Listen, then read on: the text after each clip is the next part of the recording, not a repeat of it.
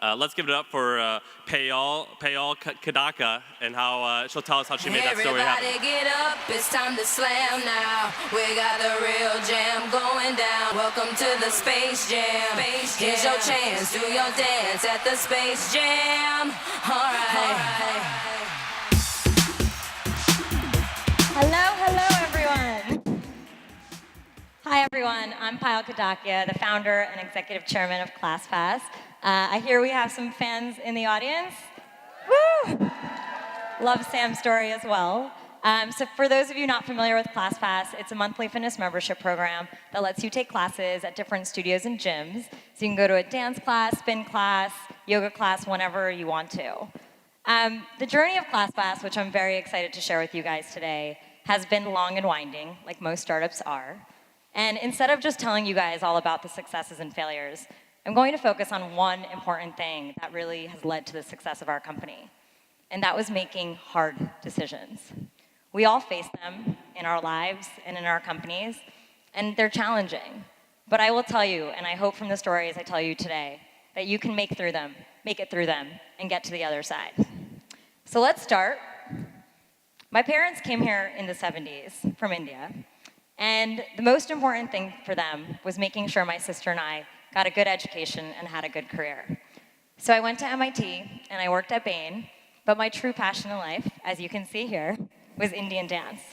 So I started dancing when I was 3 years old, and it became the place where I belonged. It was my heart, my passion, and it always made me feel centered. So 3 years into consulting at Bain, most of my friends were going off to business school. It just didn't feel like the right decision for me at the time. I wanted to pursue dance. And so that was the first hard decision I had to make in my life. I didn't follow the path of many others, and I took a job in the music industry. And while that was challenging at the time, it actually opened up an amazing opportunity for me. I built my first startup, and it was a dance company. I got together the best dancers I knew in New York City, and we started practicing and performing every weekend and every night. We performed all around the nation at amazing venues like Alvin Ailey and Lincoln Center. We even ended up on the cover of the art section of the New York Times. I was having the time of my life. I was in my 20s. I spent all my time either at work or dancing. But 3 years in, I was at another crossroads. This wasn't going to be sustainable. And I also didn't know what I was going to do with my career. Luckily enough, at that time, I went to go visit one of my friends in San Francisco. And I met all these entrepreneurs. And in New York City about 6 years ago, there weren't many. And so I saw all these people building these amazing apps and products. And it was amazing that they were doing it on their own terms.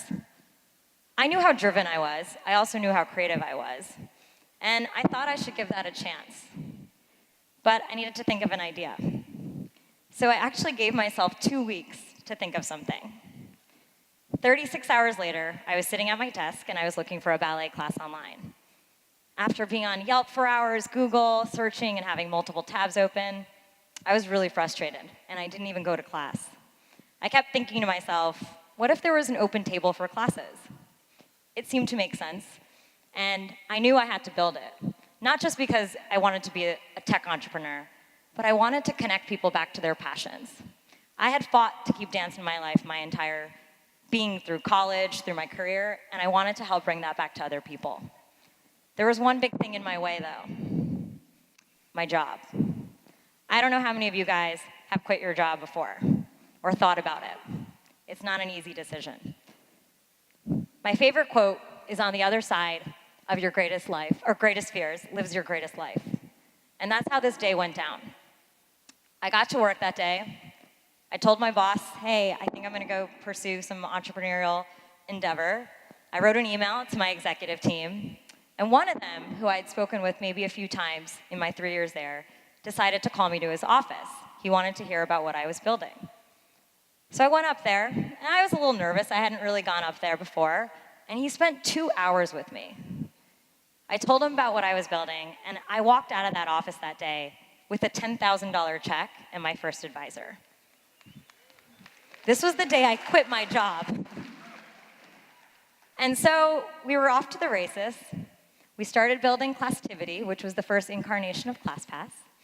It was an open table for classes, and we were aggregating all this data and all the schedules from around New York City. We even got into Techstars in New York. We were one of 13 companies out of 1,500 to get in. And finally, at Demo Day, we launched our product. And this was a year and a half after we started building it. And that's a really important point, which I'll get to in a second. We had a lot of press. We ended up on the cover of Inc. magazine, and a ton of buzz. But I felt like a fraud inside, and here's why. We had no one booking classes. So I built a beautiful website that aggregated all this information, but no one was going to class. It was terrible, obviously, for the business model, but even more so for the mission I started out the company for. I knew we had to start another product and try something new. So this was our first pivot. Instead of sitting behind our desk this time, we started going to the studios and talking to them about what they needed. We noticed a lot of them were offering a first class for free. And we decided to package these together and offer our first product called a Passport. It was called the Classtivity Passport at the time. It was a $49 offering that let you try 10 classes in your local area.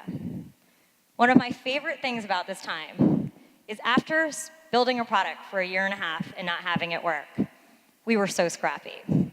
We made our first 20,000 reservations manually. For every reservation that came in, we would go and book it ourselves and then send an email to the customer. We weren't going to build things that people didn't want.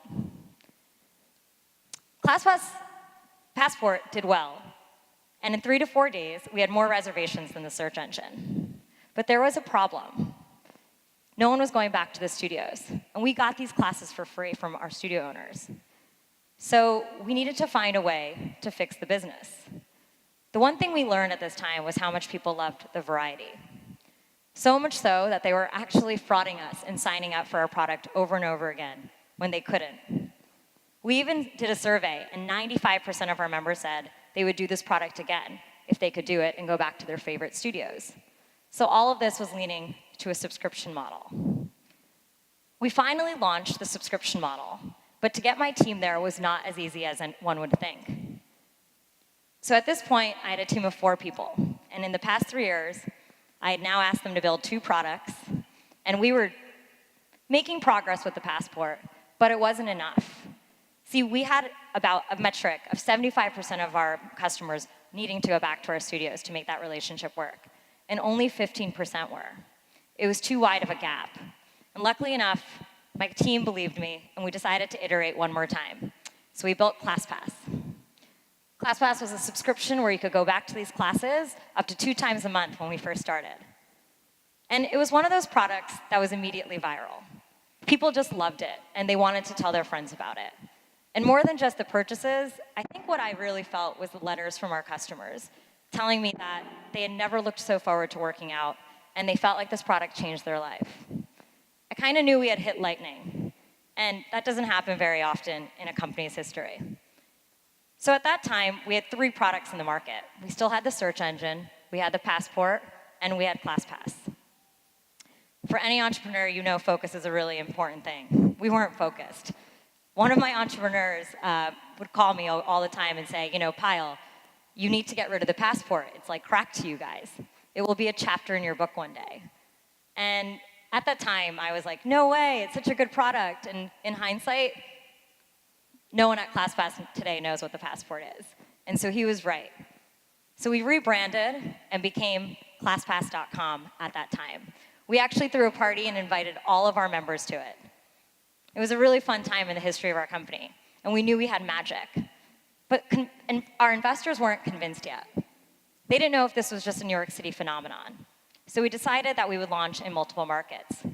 So we brought ClassPass to Boston, San Francisco, Chicago, and we saw the same adoption in our product. I found myself back on Sand Hill Road to raise more capital. For those of you familiar with Sand Hill Road, it's where all of our favorite VCs are. I had been there 3 times before. Many times I came back empty-handed. But this time it was very different. I had a product that worked, and people gave me term sheets. I had more money than I needed. And as exciting as that sounds, and someone who had been building this for 3 years, I was actually really overwhelmed. I didn't know how to make a decision on who I was going to build the future of ClassPass with in 3 days. So I decided that I would make the decision and go with one of my trusted advisors, Fritz Landman. Fritz and I had met earlier that year via David Tisch. And when Fritz and I met, he was one of those angel investors who told me to put away my slides and just tell him what I wanted to build. It's actually a very different type of investor. Most investors want to doubt you. And he actually told me from my hustle and from the charts I was showing him on our growth that he thought I had built the next generational defining company. It was a conversation I had never had with an investor. And because of that, he became one of my trusted partners. And when he told me he could give me my $12 million, I said, let's do it. So with $12 million of fresh capital in the bank and a product our customers loved and our partners loved, we had to protect it. We started seeing copycats in every city, and it was ours to lose. So we had to move fast. We were launching about 8 markets by the end of that year. And instead of launching 8, we wanted to launch 20. And we then launched 10 right after that. My team doubled in size in a matter of 10 days. It was a pretty hard decision to make, but we knew this was ours. So we started moving forward, we became national, and we also hit our 1 millionth reservation. Yes, we are now at 35 million, but this is crazy. So when we hit our 1 millionth reservation, we knew that a lot of this growth was coming from our unlimited product. It was our product that let people work out as much as they wanted to. As a founder, you put things out there, you never know how things will end up playing out in the market. And one of the hardest things for us to ever predict was usage. One of the great things about our unlimited plan was people started working out double the amount they used to. But we were paying our studio owners for every class that was attended. So the business was suffering. And we had to do something about it. So this is when we decided to make our first change to improve our business. And I never wish this upon any founder. It's a hard thing to do. But we raised prices by $25. The hardest thing about that was it didn't work. So we had to go back to the drawing board and figure out what to do. I knew we'd have to increase the price of the plan even more. But I still wanted to make sure we were accessible and affordable, because that is the promise we made to our members and to the world. So we launched a 5-plan and a 10-pack.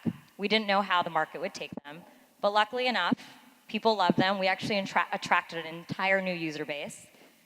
But we were still having trouble with our unlimited plan. I knew we had to make a change when I would walk into the office every day and my employees would come up to me with new ideas on how we could restrict usage. That's exactly the opposite of why we started this company. So we finally made the decision to eliminate our unlimited product at the end of last year. This is one of the hardest decisions I've had to make as a founder. I wrote a letter to all of our members. Number one thing I wanted them to know is how hard we tried. And the second thing I wanted them to know was how much better we were going to make this experience. And luckily enough, they listened, and they heard, and they felt it, and many of them stayed with us. We actually have a ton of new plans now that are actually growing even faster than we were before. So it was great to know that even after all these 9 hard decisions, we ended up having a great business, happy customers, and happy studios. But there was one last decision that I had to make, and it was for me personally. I started this company because I'm an artist, and I love creating and building. The role of a founding CEO changes as your company grows, and I wanted to get back to building. So I recently decided to switch roles with Fritz. Fritz is now the CEO of ClassPass, and I am the executive chairman. And I am working every day on our new products, brainstorming, wireframing, back to the beginning of building the future of ClassPass. And I couldn't be more excited. We just closed $70 million of funding, which is crazy. Thank you. We're in 39 cities globally and expanding, 35 million reservations, and we have a team of over 200 people. And my favorite thing about them is they're ready for anything we throw at them, and they're ready for the next big decision that we're going to make. And so, before I close, I leave you all with one question. What's the next hard decision you're going to make? because the best companies and best people who've made an impact in the world have all had to make them. So I hope the next time you're faced with one, you decide to say yes. Thank you.